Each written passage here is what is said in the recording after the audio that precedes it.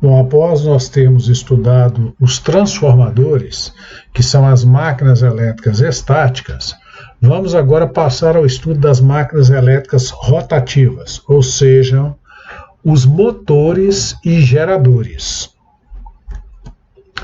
Para isso, vamos ter que rever alguns conceitos elementares. O primeiro deles, fluxo magnético. Fluxo magnético, que é simbolizado pela letra grega Φ maiúsculo, né?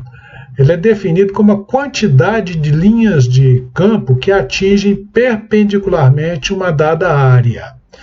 E a unidade de fluxo magnético é o Weber. Muitos falam Weber, né? Então, você pode chamar do jeito que você quiser, mas o nome correto é Weber. Então,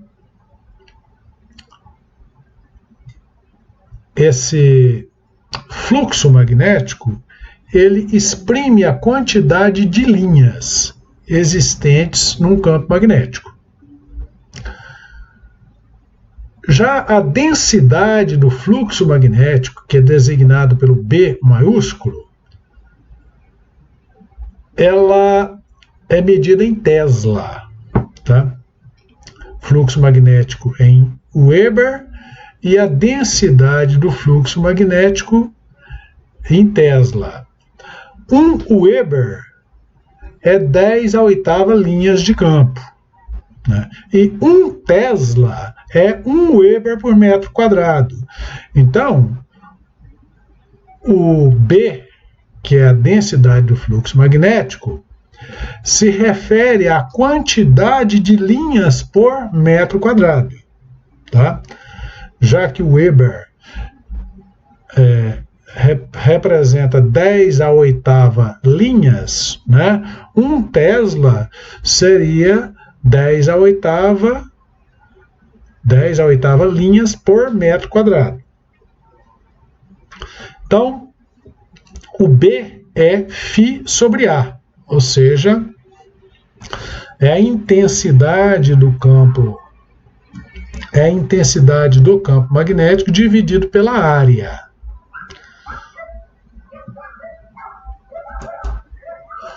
Força magnetizante e força magnetomotriz.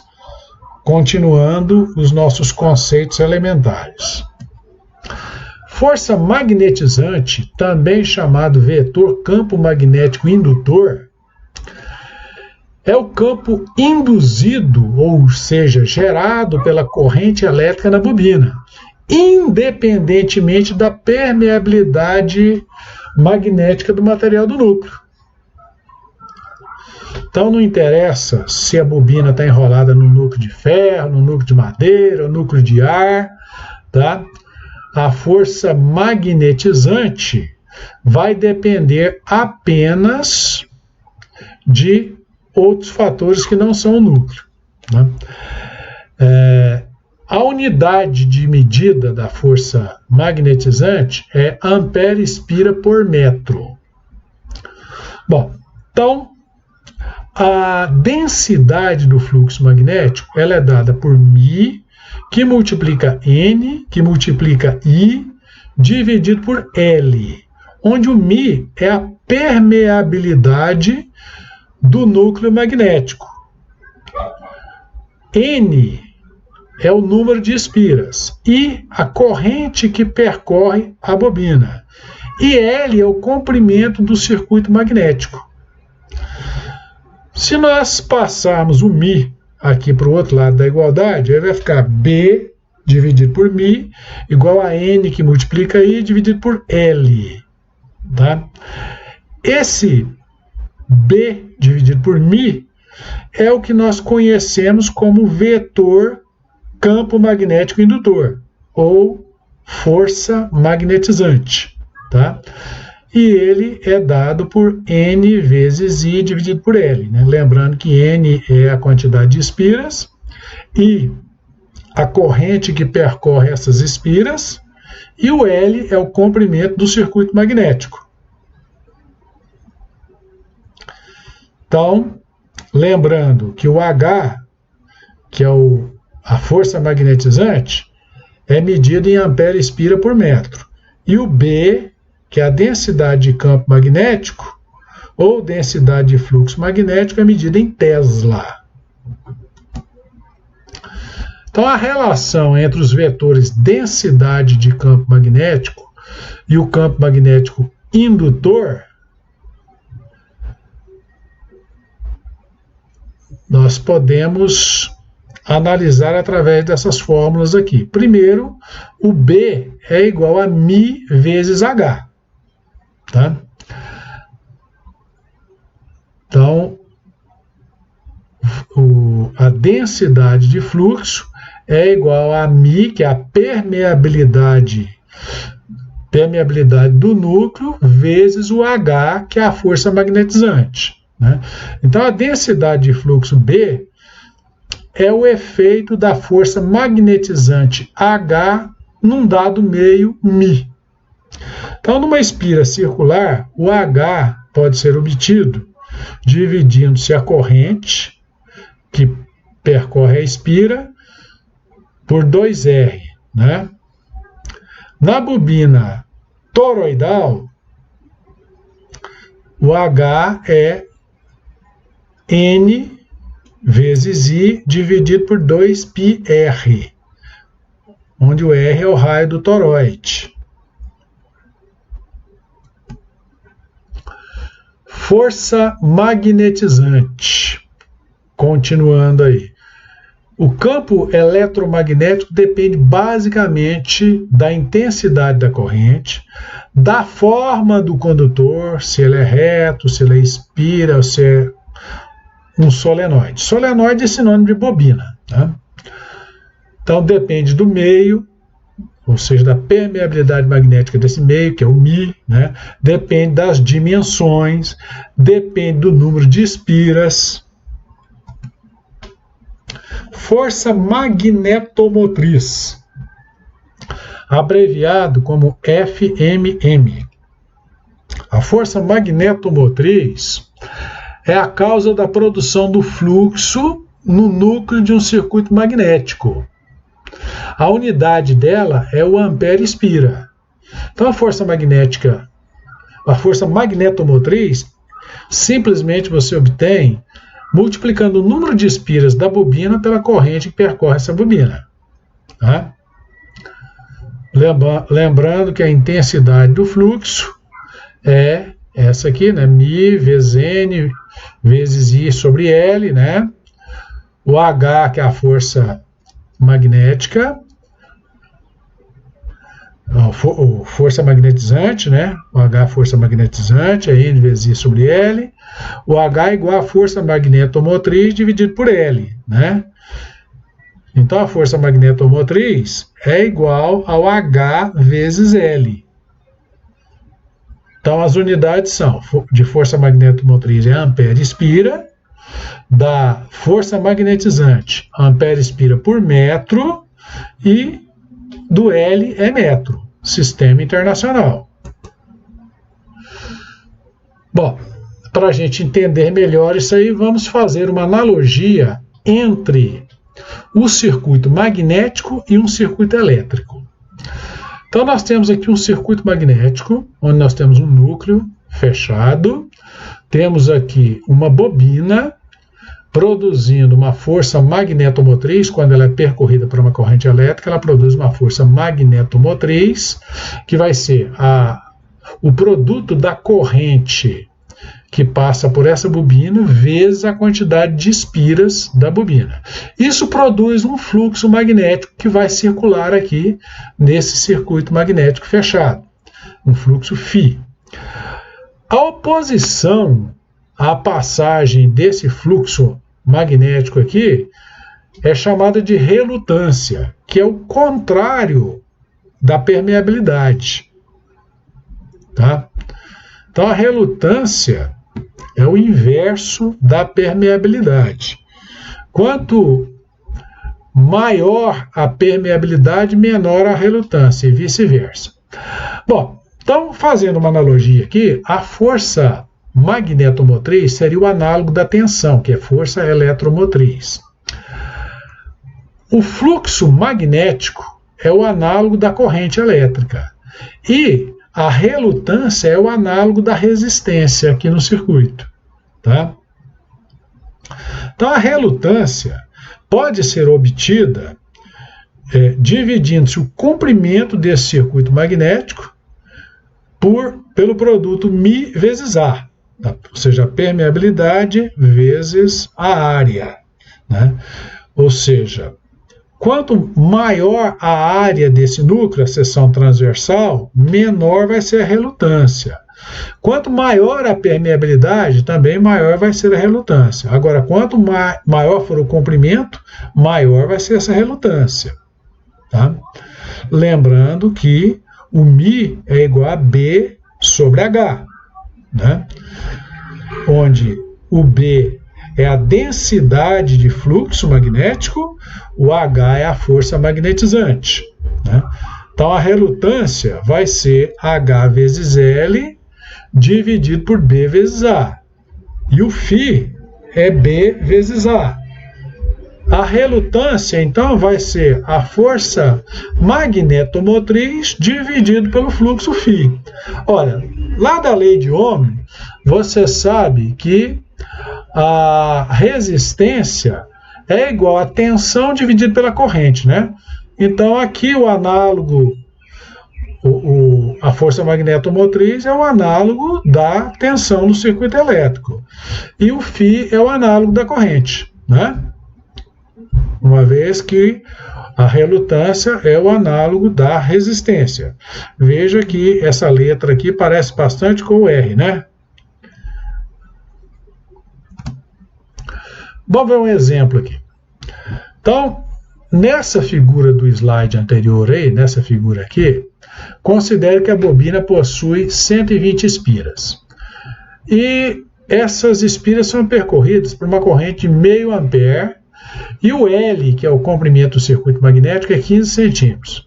Determine o campo magnético indutor e a força magnetomotriz, o FMM. Tá? Então, o campo magnético indutor, ou força magnetizante, vai ser N vezes I dividido por L. Então, é 120 vezes meio dividido por 0,15. Isso aqui dá 400 ampere-espira por metro.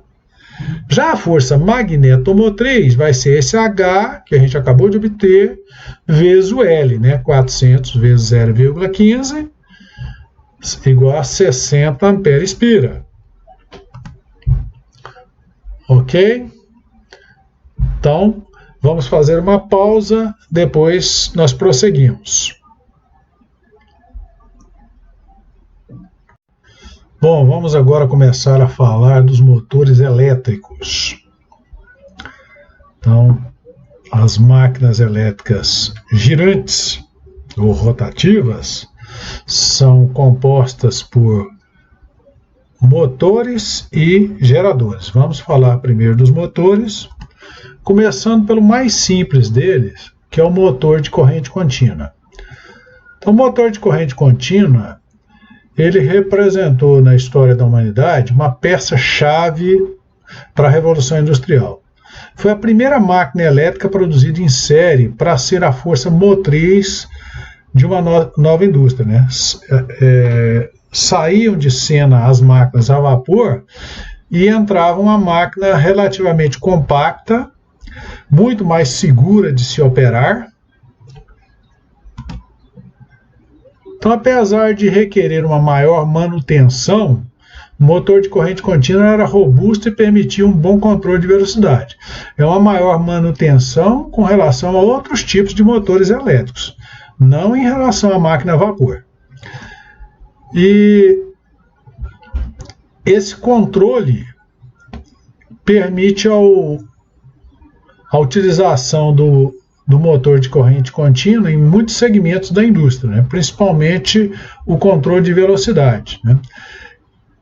Como o motor de corrente contínua tem um elevado torque inicial, ele pode colocar em funcionamento estruturas bem pesadas e com motores de volume e peso bem menores comparados com as máquinas a vapor que existiam na época. Então, com o advento do controle de velocidade eletrônico nas máquinas de corrente alternada, os motores de corrente contínua foram perdendo terreno.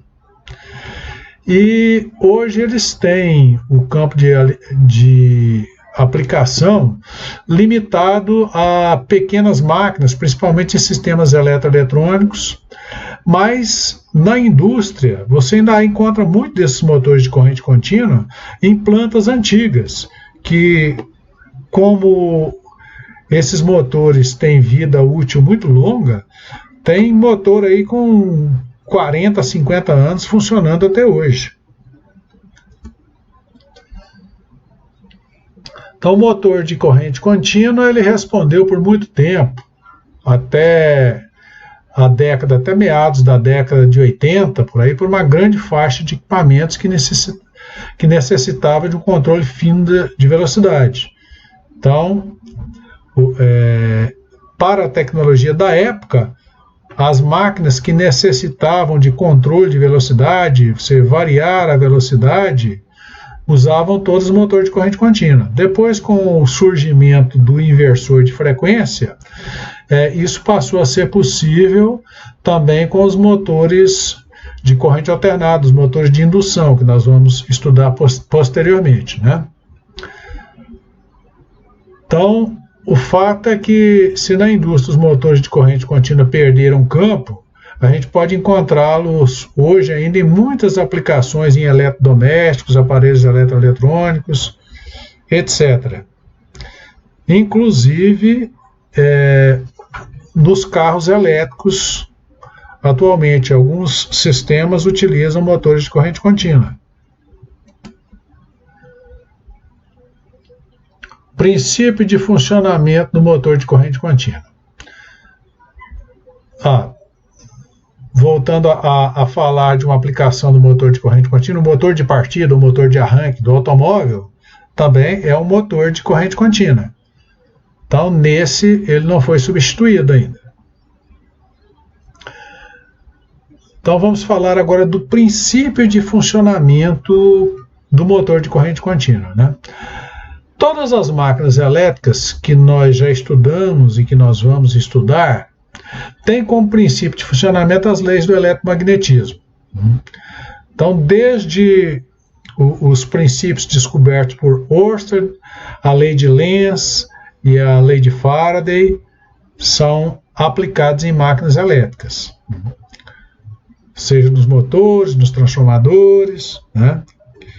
Então, as leis são as mesmas. Então, o princípio que norteia o funcionamento de todo motor elétrico é o fenômeno que ocorre quando um condutor imerso em um campo magnético e é percorrido por uma corrente elétrica, isso vai produzir uma força sobre esse condutor. Tá? Então, naquele segundo vídeo, aliás, naqueles dois vídeos anteriores a esse, né, que eu indiquei para vocês assistirem, tá, para fundamentar essa aula, né?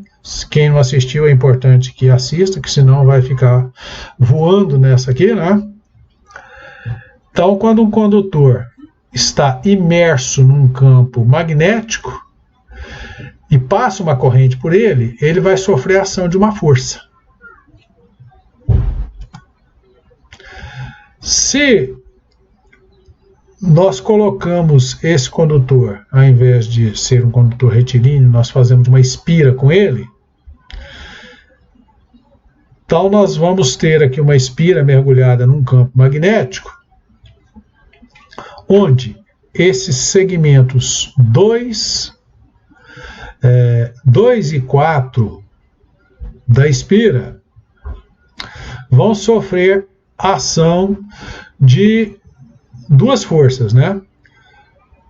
esse segmento 2 uma força para cima, esse segmento 4 uma força para baixo.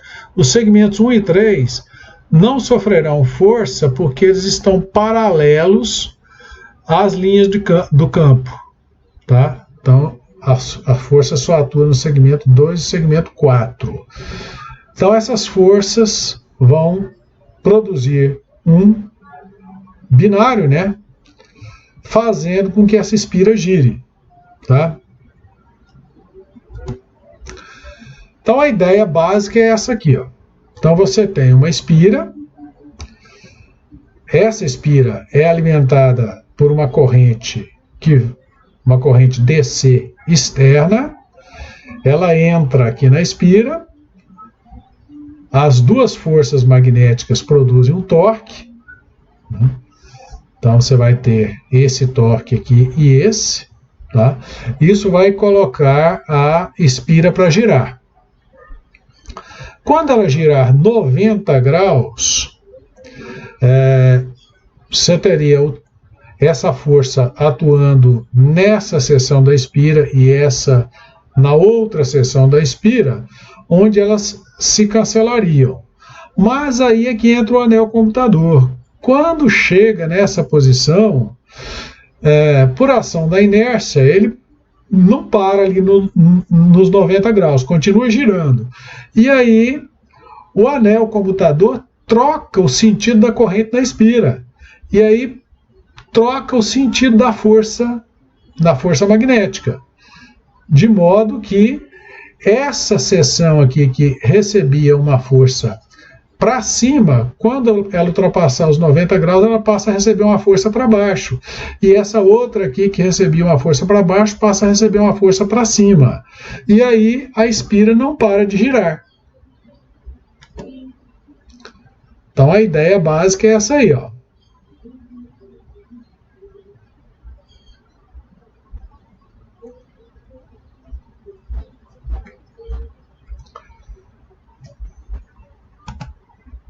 Bom, obviamente que isso aí é só o princípio de funcionamento. Nenhum motor, por mais simples que seja, tem uma espira só na sua bobina, tá? Ele normalmente tem dezenas, centenas, às vezes até milhares. E o motor mais simples tem uma bobina só, mas a maioria dos motores tem várias bobinas, tá? Então, naquele segundo vídeo dos links que eu passei para vocês, conduz você ao canal do professor Adriano dos Santos, onde está lá com o título Princípio do Motor Elétrico, né? Se você quiser acessar diretamente sem usar o link, basta digitar o nome do professor, e isso aqui é que você vai ser conduzido àquele vídeo, tá?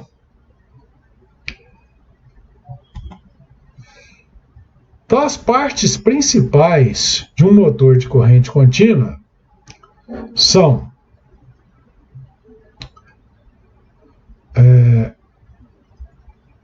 isso aqui que nós estamos vendo, que é a armadura, que é a parte que gira, né? Composta por enrolamento. Enrolamento é a mesma coisa que bobina, tá? O conjunto de bobinas. O enrolamento de um motor é o conjunto de bobinas. Um motor de corrente contínua do tipo mais simples, ele usa ímã permanente. Então, na carcaça dele nós temos um ímã permanente. Mas a maioria dos motores práticos de corrente contínua, os motores de maior porte, eles utilizam eletroímã na carcaça. Depois nós vamos falar disso aí, tá? Então nós temos uma carcaça, o estator, né, que é a parte que fica imóvel, né, como o próprio nome diz, né? Estator é a parte estática. Aí nós temos o rotor, que é a parte que gira, né? E o rotor faz parte da armadura, o anel comutador faz parte da armadura, e nós temos alguns componentes mecânicos. No laboratório, quando finalmente acabar a quarentena imposta pela Covid-19, se Deus quiser, nós vamos voltar logo, e aí nós vamos poder mostrar para vocês essas partes onde vocês poderão pegar, ver um motor elétrico inteiro e um motor elétrico desmontado para conhecer essas partes. Isso aí vai ser possível e vai ficar bem mais claro. Temos aí a aparência de um outro motor com o corte para a gente ver o que tem lá dentro. Esse aqui é um motor cujo rotor tem várias bobinas e o anel comutador tem várias partições. Então as partes principais são a armadura, também chamada de rotor, porque é a parte que roda, a parte que gira, e o estator, também chamado de campo, que é a parte estática, a parte que fica parada, né? Então, o rotor, como o próprio nome diz, é a parte que está em rotação, né? A parte que gira. E o estator é a parte imóvel, a parte que fica paradinha lá, né? Então ele é formado pela carcaça, que sustenta e protege o motor, e é composta também por um enrolamento de campo, normalmente. Mas quando o motor é de ímã permanente, ao invés de enrolamento de campo, nós temos um ímã permanente no estator. Então, o estator tem a função de produzir um campo magnético fixo para interagir com o campo da armadura. Bom, aí vem o núcleo da armadura. Tá? Aí você tem núcleo da armadura, que é formado por lâminas de aço. Tá? E tem as bobinas, que são isoladas entre si e isoladas do núcleo da armadura, né? Colocadas em ranhuras eletricamente ligadas ao comutador. Aí nós temos o comutador, que é formado por segmentos de cobre isolados entre si, do eixo, é responsável por realizar a inversão do sentido da corrente nos momentos exatos, né? E as escovas, que são feitas de carvão ou grafite, né? Para fazer o contato elétrico entre a parte que gira e a parte estática do motor. Aqui nós temos o aspecto de um motor de corrente contínua. Esse aqui já é um motor de maior porte, né? Fechado. Voltando aqui um pouquinho dessas partes principais aqui, aqui foi dito que o núcleo da armadura é formado por camadas laminadas de aço. Veja que o núcleo de aço dos motores, mesmo os de corrente contínua, também tem que ser laminado. No caso de corrente alternada, a gente viu no transformador, por que o núcleo tinha que ser laminado, não podia ser um núcleo maciço? Pela mesma razão, para redução das correntes parasitas. Mas espera lá, aqui a corrente não é contínua, por que vai ter corrente parasita? A corrente parasita não é resultado da indução eletromagnética de corrente no núcleo, produzida por variação da intensidade do fluxo magnético? No motor de corrente contínua, o giro do rotor produz variações no fluxo magnético, e essas variações do fluxo produzem induções tanto no núcleo do rotor quanto no núcleo do estator. Por esse motivo, o motor de corrente contínua também precisa ter núcleo laminado. Quem descobriu isso foi o Nikola Tesla. E isso logo que ele foi trabalhar com Thomas Edison, o Edison prometeu para ele que se ele conseguisse resolver o problema do baixo rendimento dos motores de corrente contínua que ele fabricava, ele receberia um bônus que naquela época era um bônus de $50, mas isso naquela época era muito dinheiro, tá? Aí acho que ele não acreditou que o Tesla fosse capaz de resolver esse problema e prometeu algo que era oneroso. E o Tesla conseguiu resolver o problema com a laminação do núcleo dos motores, né? Tanto de rotor quanto de estator. Só que depois o Thomas Edison não cumpriu o que foi prometido. E isso aí gerou o primeiro desentendimento entre os dois, né? Bom, então, sobre esse princípio básico do motor de corrente contínua, nós vamos parar por aqui e depois nós vamos prosseguir estudando os tipos de motores de corrente contínua quanto às ligações entre rotor e estator.